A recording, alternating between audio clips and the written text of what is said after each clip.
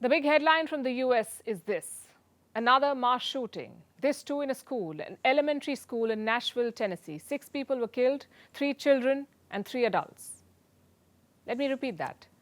3 more children have died to America's gun terror. The attacker was a former student of the same school. She was carrying 3 guns, including a semi-automatic rifle. She was shot dead by the police. Her motives are still being investigated, while American politicians are busy repeating what they say after every such shooting. This is President Joe Biden. I just want to speak very briefly about the school shooting in Nashville, Tennessee. Ben and I have been doing this our whole careers, it seems. And it's just, it's sick. We're still gathering the facts of what happened and why. And we do know that as of now, there are a number of people who did not make it, including children. We're monitoring the situation really closely, Ben, as you know. And we have to do more to stop gun violence.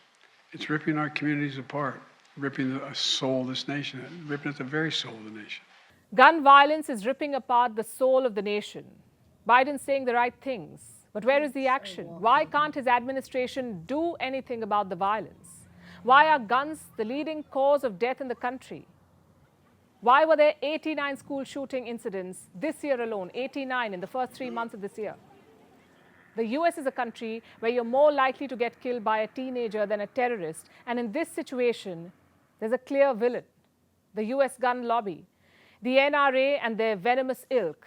They cite the US Second Amendment to stop any action to regulate guns. The Second Amendment protects an American citizen's right to bear arms. It is a byproduct of how the country was founded, through bloodshed. First by European colonizers, then by the Americans fighting off the British. It makes you wonder about Biden's words. Is gun violence really ripping apart the soul of the nation, or is the gun violence just the nation's soul manifesting itself? Maybe that's too harsh, because even the Second Amendment had a clause. The exact statement is this: a well-regulated militia being necessary to the security of a free state, the right of the people to keep and bear arms shall not be infringed. Well-regulated, it says. Not let any lunatic get assault weapons and kill children. Not let's avoid background checks because some dangerous people will be inconvenienced. Not assault weapon companies are more important than human lives. For God's sake, every time a school shooting occurs, gun lobbies and their pocket politicians say the very same things: that regulation would infringe on the right to bear arms, that the only counter to bad people with guns is good people with guns, that more guns are the solution. There are already more guns than citizens in the US. When will these dumb theories start working? The answer is never.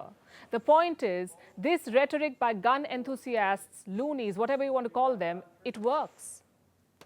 Even this horrific shooting will end up increasing gun sales in America. Ordinary Americans will arm themselves for defense, and the gun lobby wins. The lives of children be damned. Joe Biden is once again trying to do something.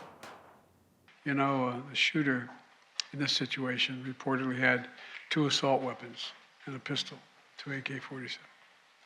So I call on Congress again to pass my assault weapons ban. It's about time that we began to make some more progress, but there's more to learn.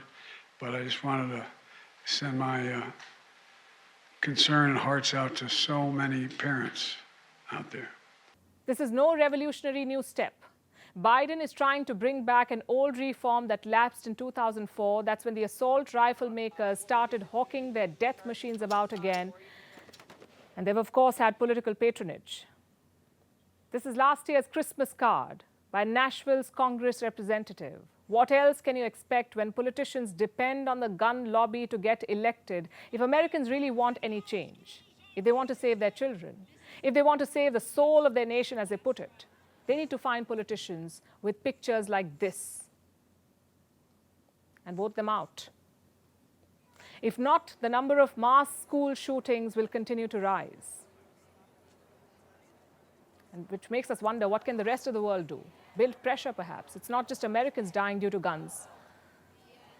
Here's a thought.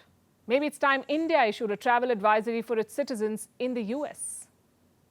Because Indians, and everyone else is at risk from US gun terror, and the US would have done the same thing with one such shooting in any of the third world countries.